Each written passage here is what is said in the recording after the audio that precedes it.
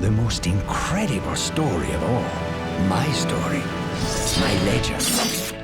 The legend of Puss in Boots.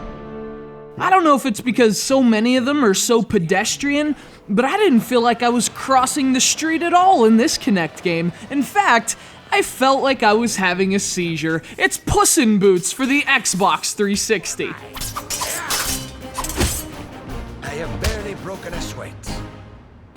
I'm coming to get you! I would love to stay and play, but I gotta go. But seriously, maybe it's because I've only played like 2 Kinect games that were worth playing more than once, but I didn't mind this one. I mean, it's not on the same level as Dance Central or The Gunstringer or even Lead Me's, but I gotta tell you, I found Puss in Boots to be thoroughly decent. And on Kinect, let's be honest, that's more than enough.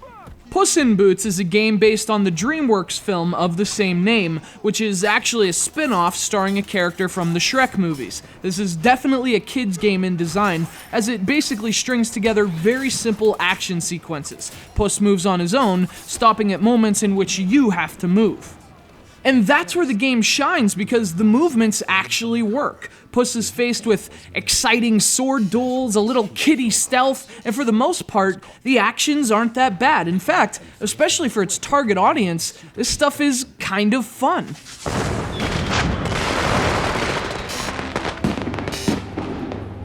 Otro!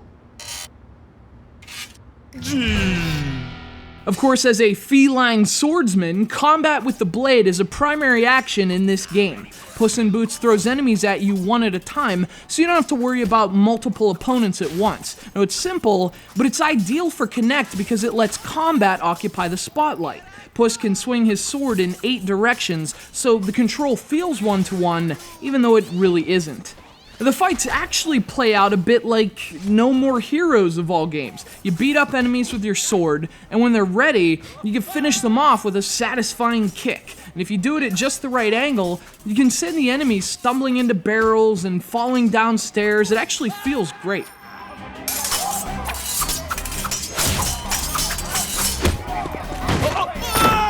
Do not mess with me. But a word of caution, I mentioned seizures earlier. That's because this game is extremely physical during battle missions. Lots of swinging and kicking and even scratching. It's a good thing Puss was never declawed.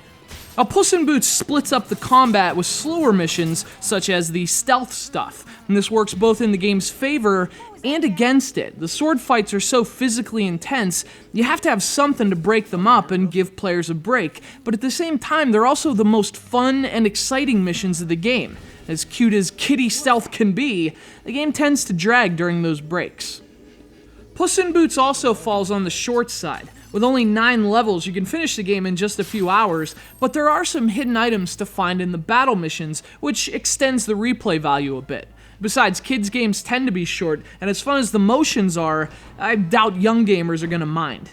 Now, Puss in Boots isn't exactly a reason to go out and buy a Kinect. On the whole, it's about as average as a game can get, but on the Kinect grading scale, that makes it a winner. Plus, it gets your kids moving, and to me, that makes it an easy recommendation. Nice,